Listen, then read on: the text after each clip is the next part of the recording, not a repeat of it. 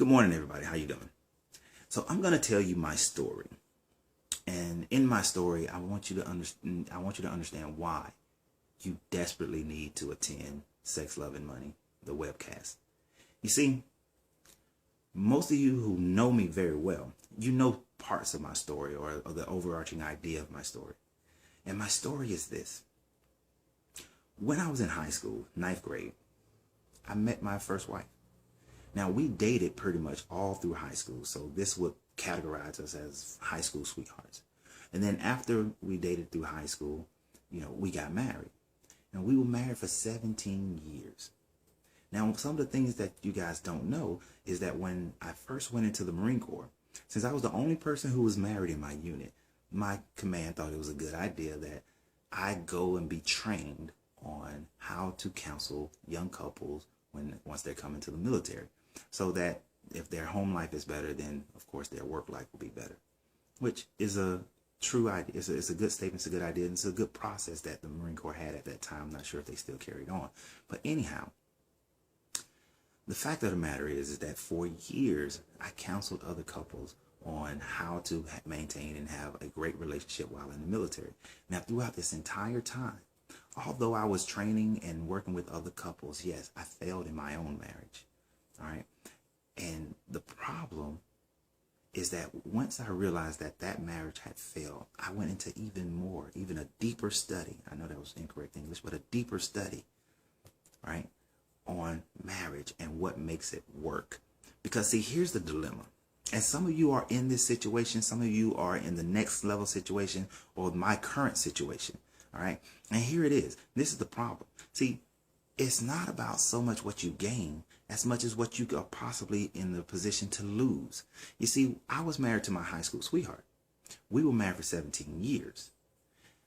This was my best friend throughout the majority, if not all of that time. This was my best friend.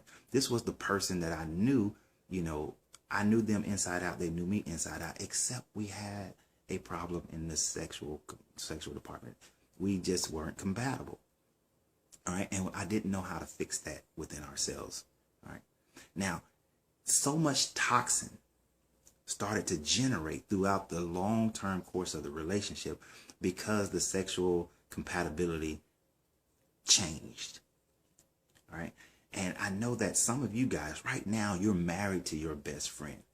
You've been with this person for a very long time, but you're having an issue.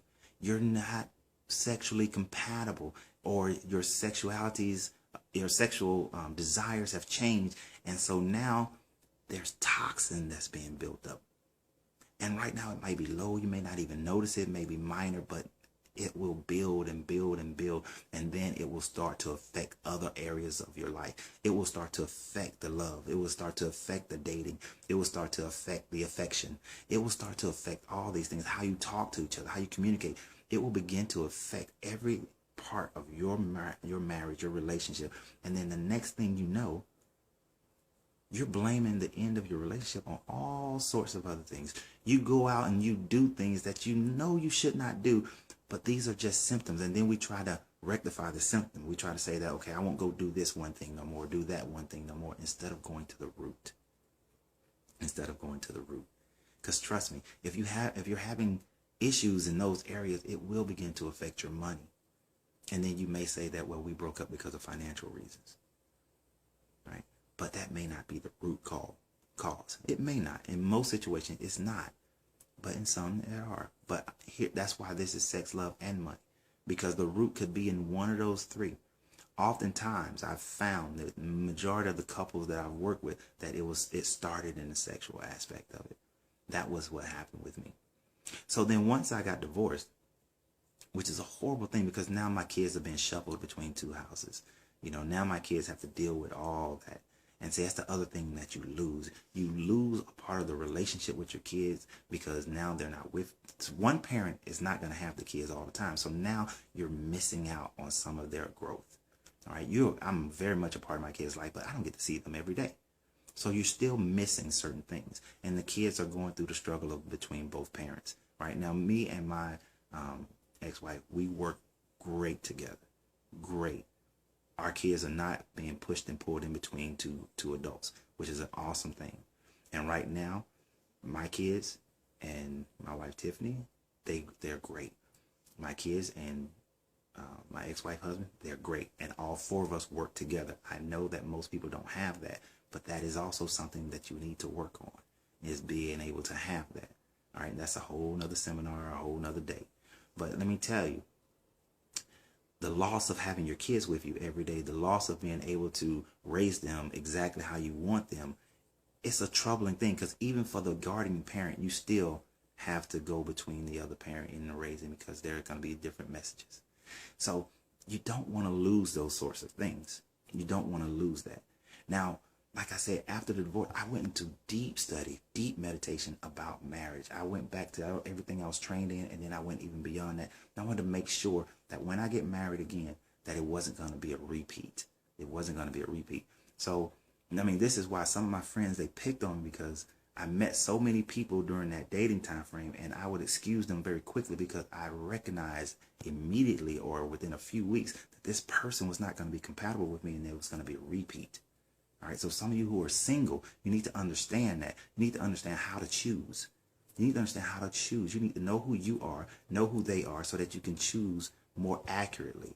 All right, nothing's perfect, but choose more accurately. And then if you do remarry, if you're in that situation where you've remarried and you're seeing some of those same issues, all right, then you need to understand what the root cause is, all right, because you don't want to repeat it. You do not want to repeat, especially if there's children involved in a blended family. And trust me, everybody gets hurt in that situation as well.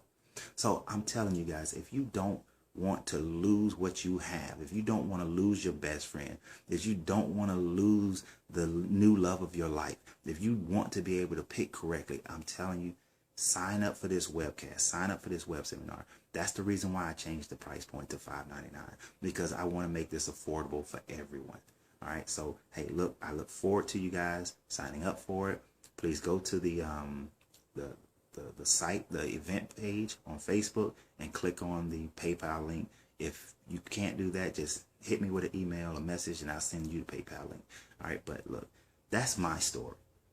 All right, and that's what I've learned from it, and I want to be able to give that to you. I want to be able to give that to you. It's because I don't want you to lose your best friend. I don't want you to have problems with your kids. I want you to have peace within yourself. All right, peace within yourself, so that you can have the happy, joyous, prosperous life that you deserve.